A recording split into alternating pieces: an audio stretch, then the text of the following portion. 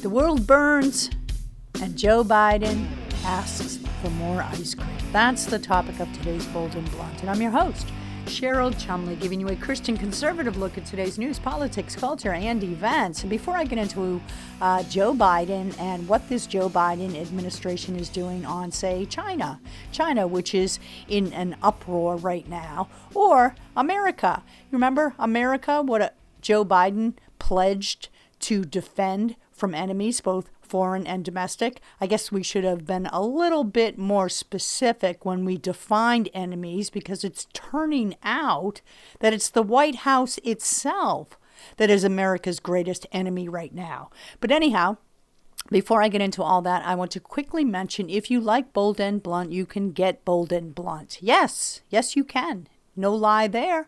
You can get Bold and Blunt at edify.app. That is the online platform for faith-based podcasts. That's right, podcasts that talk about Jesus.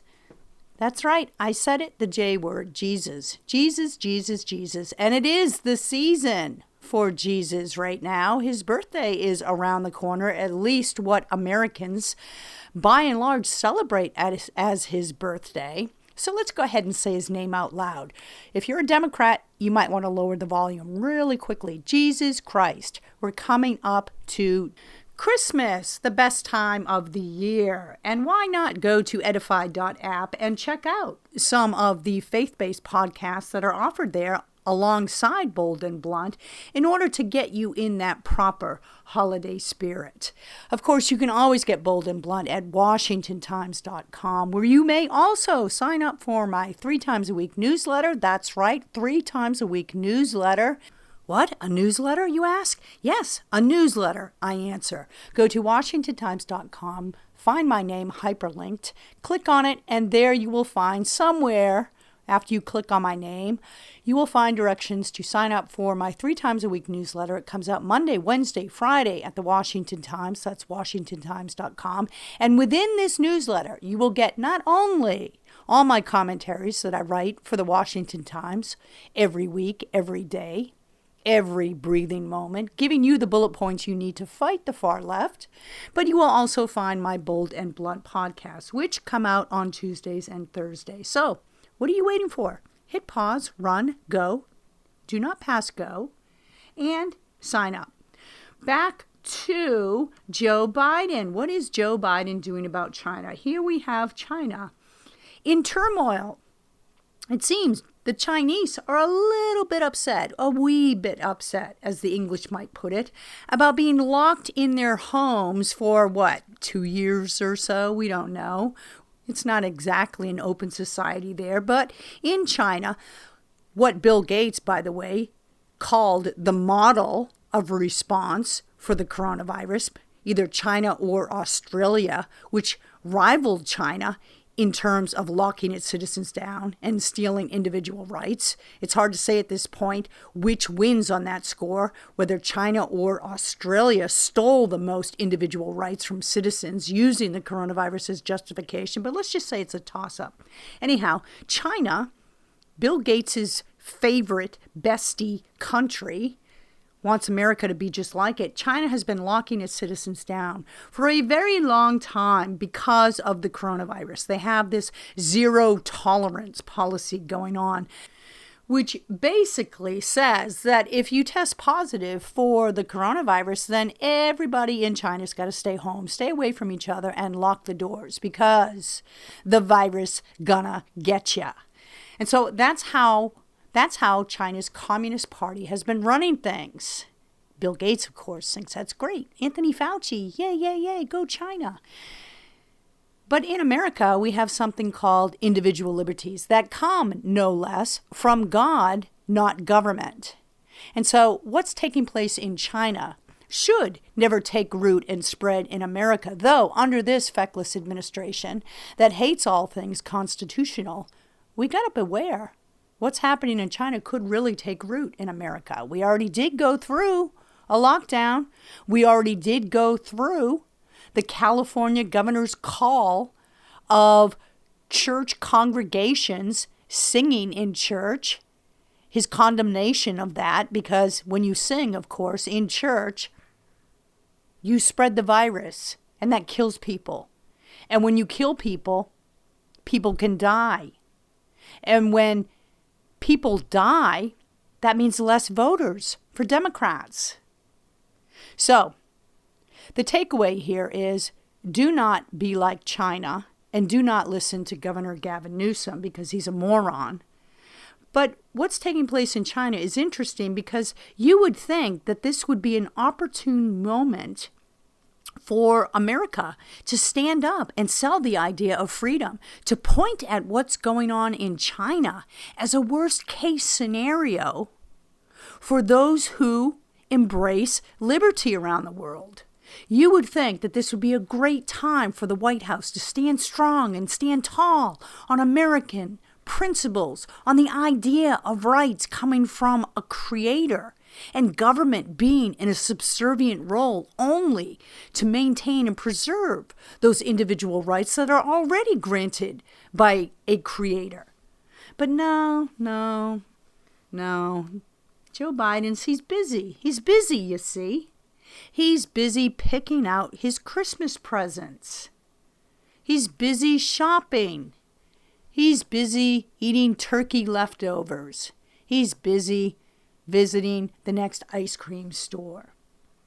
So, we have, at this moment in time, a perfect opportunity for America to point to one of the world's worst offenders of civil liberties and say, see, this is why you need to be more like America.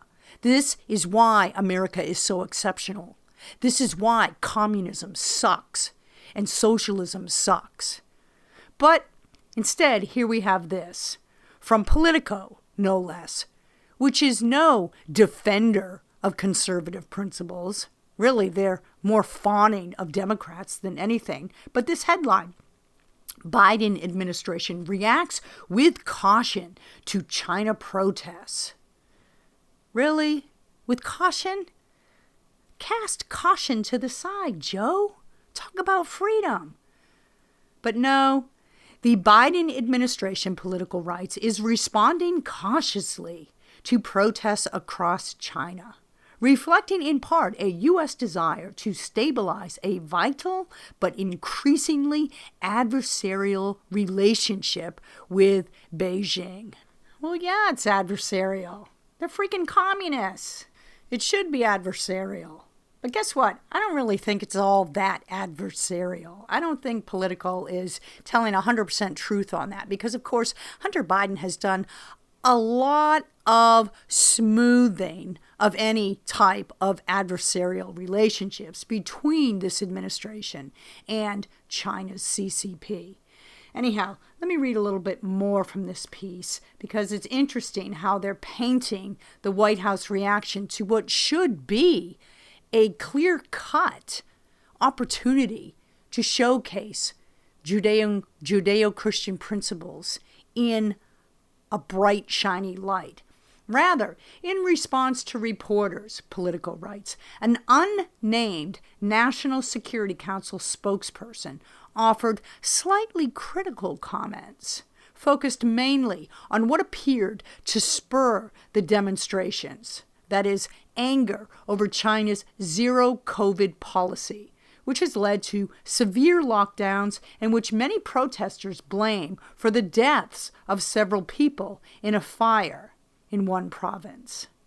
And here's the quote from the unnamed National Security Council spokesperson. As we've said, this spokesperson said, speaking on behalf of this White House administration, as we've said, we think it's going to be very difficult for the People's Republic of China to be able to contain this virus through their zero COVID strategy. We've long said everyone has the right to peacefully protest here in the United States and around the world. This includes in the PRC. Wow. Can you say just lame, bland? Where's the passion for freedom?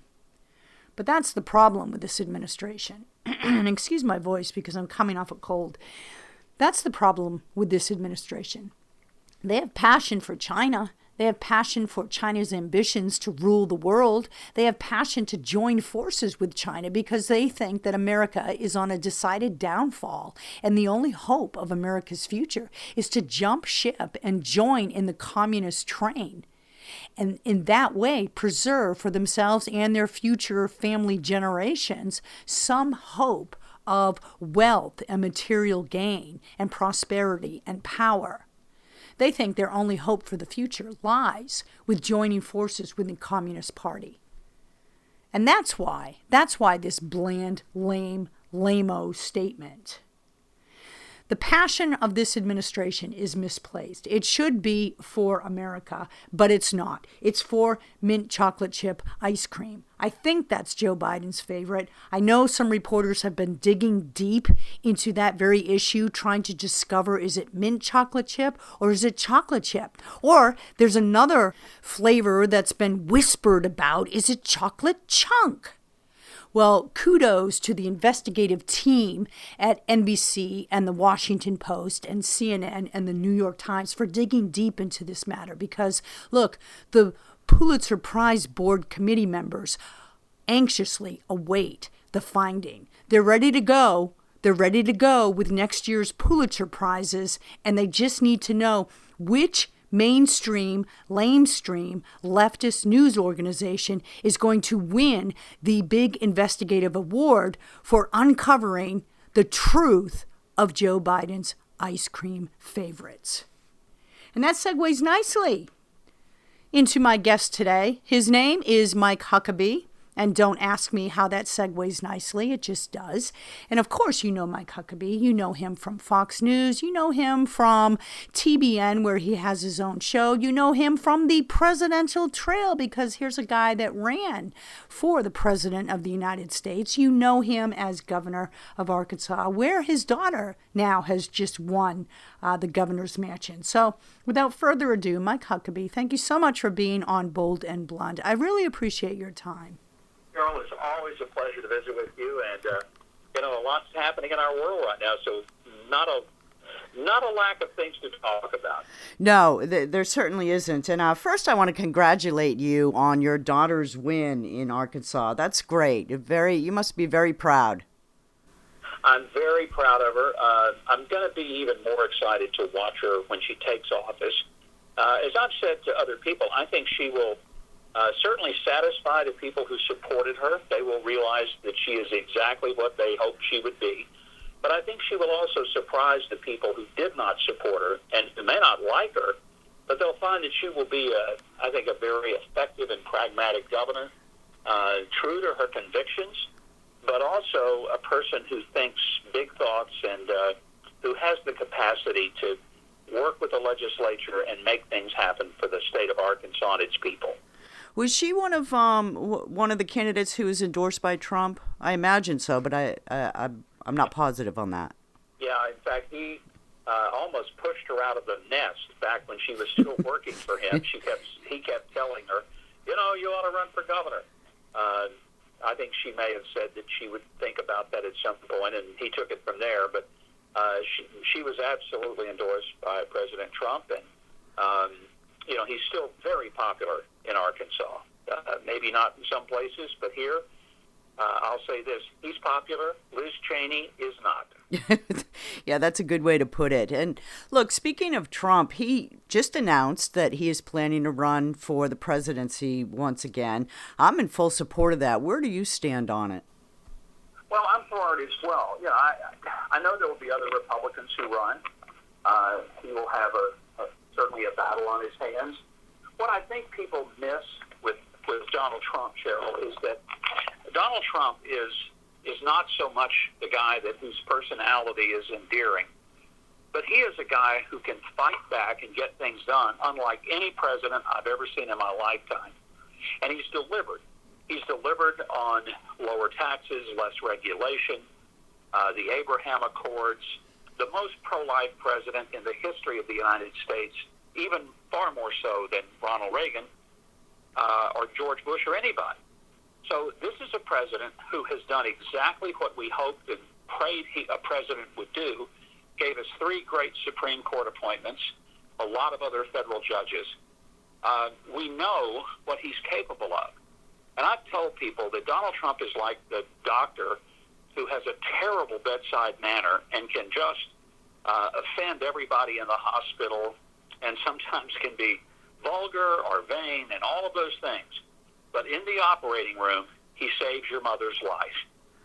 Are you willing to put up with the personality in order to get the results? Well, I sure as heck am.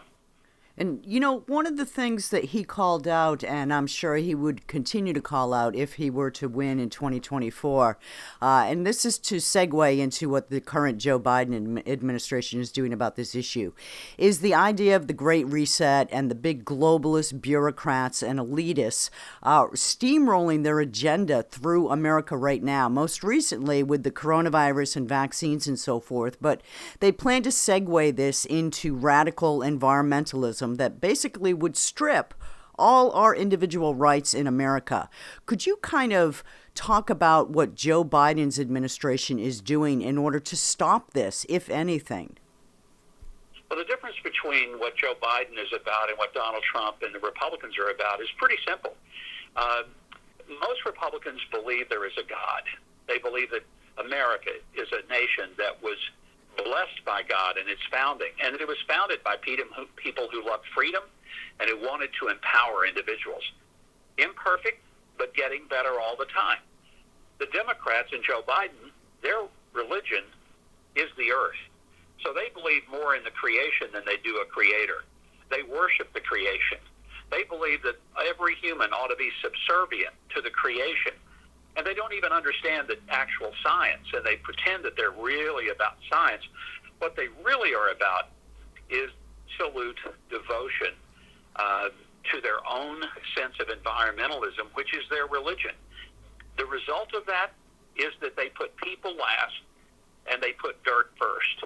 And I just think it's a terrible, terrible injustice, and that it will result in an enormous level of poverty around the world as you try to push countries, particularly the United States, away from liberating energy policies that give people the kind of wealth that most of the world dreams of, and instead pushes us to poverty where we don't want to have cows, we don't want to have significant growth in the development of plants and agriculture because we might not like a chemical that was used to help grow them.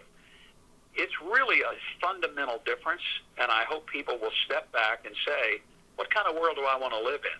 And I don't want to live in the world that the Democrats are proposing because it's very impoverishing, and most importantly, it stifles our basic fundamental freedom and our sense of what it means to be an American. I'm no globalist. I'm an American first kind of guy. It's one of the reasons I love Donald Trump. He never apologized for being pro-American. Right, exactly. And do you think, speaking of the difference between Democrats and Republicans, sometimes I wonder why Republicans are so hesitant to get in the fight and really shake things up. And I'm looking at the promises made by Republicans to bring, say, Anthony Fauci before Congress and investigate his goings-ons during the coronavirus and so forth. And I wonder, do you see real accountability coming from this, or do you think it's going to be a political show?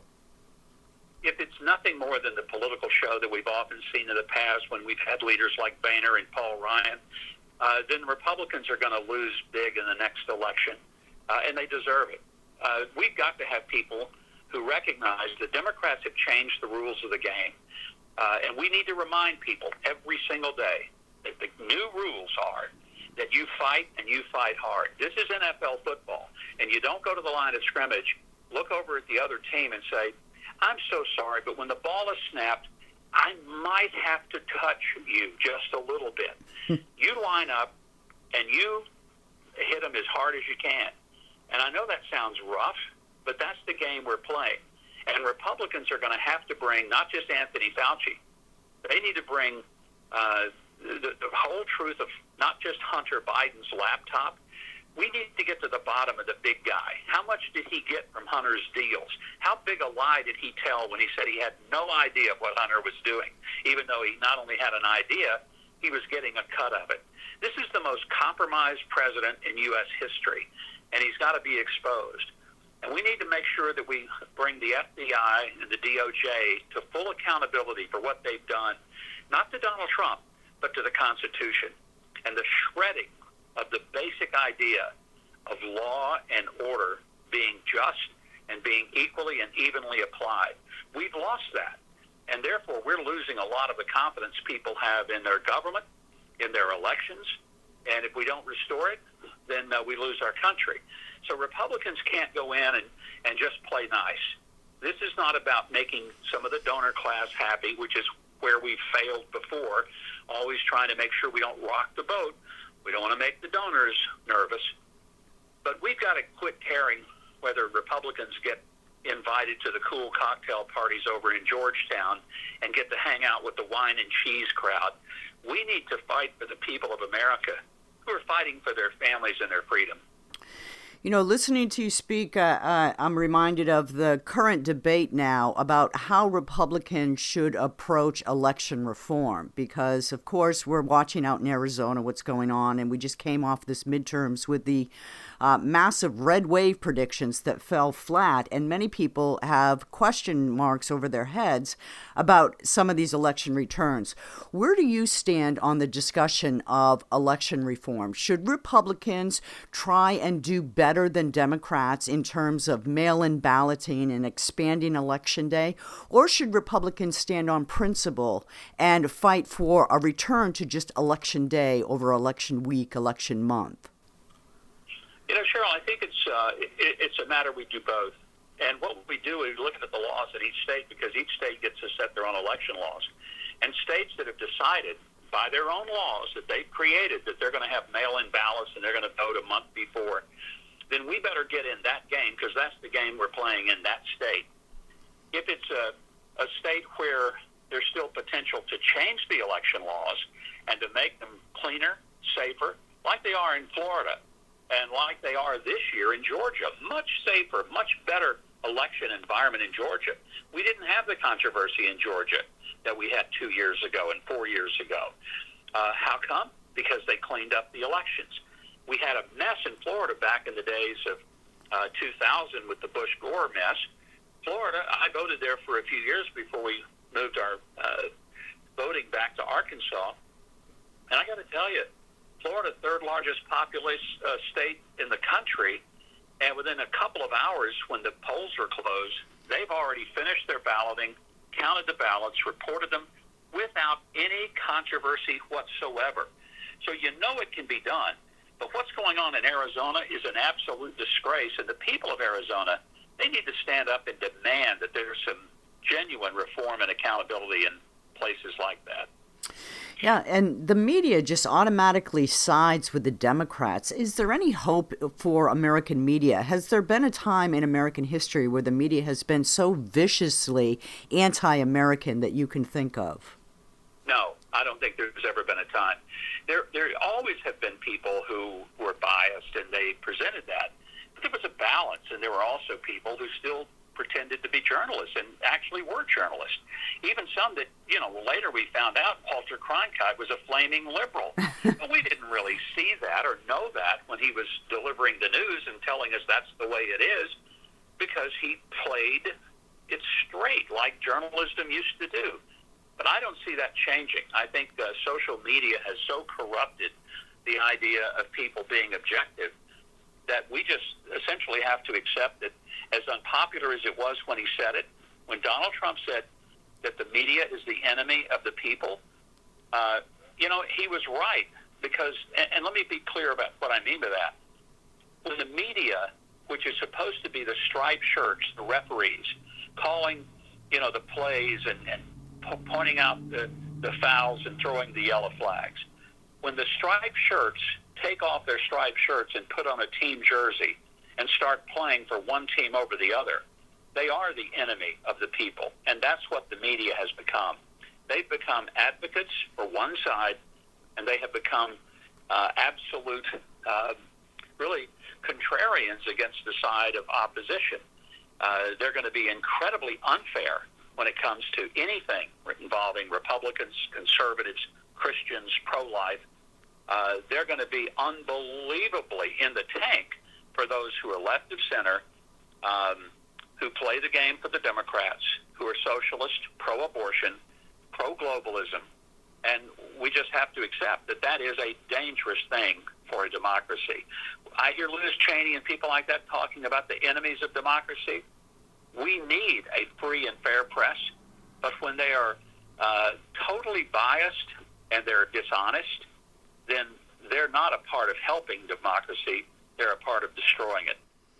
Yeah, the Hunter Biden story, like no other, just showed the astonishing boldness of the media to just completely turn blind eyes to truths. I mean, there used to be bias in media, of course, right? But it wasn't so in your face. And now it seems like today's media has just abandoned any pretense of principle.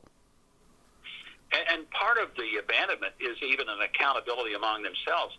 When they now come to conclude that the Hunter Biden laptop is in fact valid, as the New York Times has even now had to admit, they don't go back and say, we really blew it, forgive us, mea culpa, wow, what a mess we made of this story. They just sort of act like, oh, we've now just discovered this.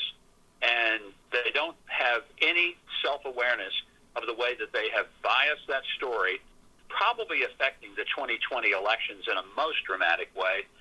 And I just feel like, Cheryl, that when you have reporters who refuse to look at what should have been a very clear bias at the FBI and the DOJ when it came to the Russia hoax, they never reported that correctly. When you had those so-called 51 intelligence experts saying that the Biden laptop looked like Russian disinformation, now that we know it isn't, I saw one on TV brazenly telling Brett Baer that, no, he has no regrets about signing that letter.